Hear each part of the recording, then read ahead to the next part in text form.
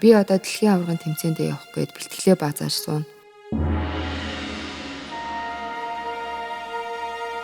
Сэтгэл нэг л тайван бас хариуцлагаар дүүрэн байна.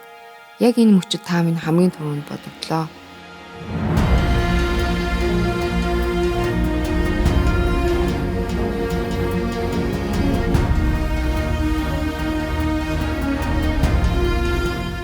Намайг анх спортын залуу хөтлөөд орж байсан тэр өдөр миний охин чадна гэж хэлээд тухан дээр минь үнсэж үлээ.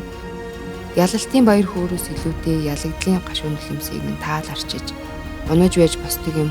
Миний охин улам хүчтэй болно гэж уул шиг нүмер болж ирсэн. Аава та охиныхоо хиймэр юм аа.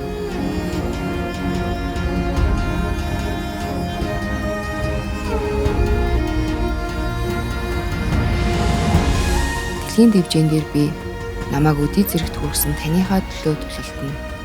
Охин чинь.